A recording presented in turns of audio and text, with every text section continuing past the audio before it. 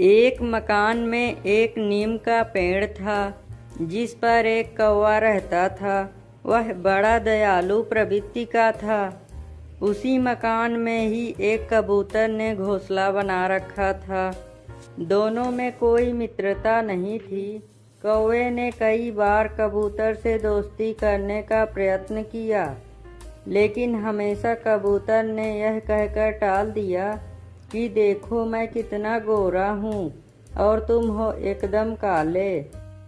अपनी दोस्ती कैसे हो सकती है भला।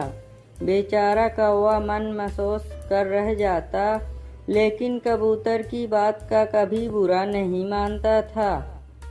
एक दिन की बात है कि कबूतर अपने घोंसले के बाहर बैठा सुस्ता रहा था कि अचानक एक चील ने आकर उसे झपट्टा मारा। कबूतर किसी तरह से चील से तो बच गया, लेकिन घायल होकर बेहोश हो गया। कौवा पेड़ पर बैठा यह सब देख रहा था। उससे रहा नहीं गया। उसने कबूतर की बड़ी सेवा की। धीरे धीरे कबूतर की बेहोशी दूर हो गई। कबूतर एकदम स्वस्थ हो गया। बेहोशी दूर होते ही जैसे ही उसने आंखें खोली, अपने पास कौवे को देखकर उसने अपनी आंखें बंद कर ली और ऐसा नाटक करने लगा जैसे मर गया हो।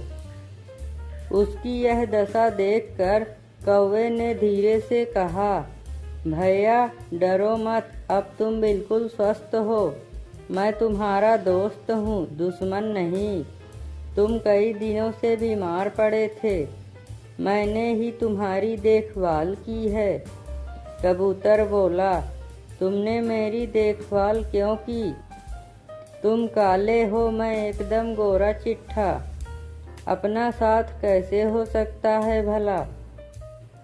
कौवे ने उत्तर दिया, इसलिए कि मैं तुम्हें अपना दोस्त बनाना चाहता हूँ। काले गोरे का भेदभाव मिटाना चाहता हूँ। कौवे ने कबूतर को समझाते हुए कहा, भैया बात यह है कि हमारा रंग अलग अलग है, जाति धर्म सब अलग अलग हैं, लेकिन हमारा दोनों का दिल तो एक ही तरह धड़कता है। खून का रंग एक जैसा है। तुम्हारे अंदर भी जो सब कुछ है, वह सब कुछ मेरे अंदर भी है। मेरे मित्र, तुम इस बात को थोड़ी बुद्धि से काम लो, तब जाकर तुम मेरी बात को समझ पाओगे। फिर तुम्हें यह काले गोरे का भेदभाव नहीं दिखेगा। कौवे की यह बात सुनकर गोरे कबूतर का सिर शर्म से झुक गया और उसने अपने इस बर्ताव के लिए कौवे से क्षमा मांगी और दोनों साथ मिलकर रहने लगे।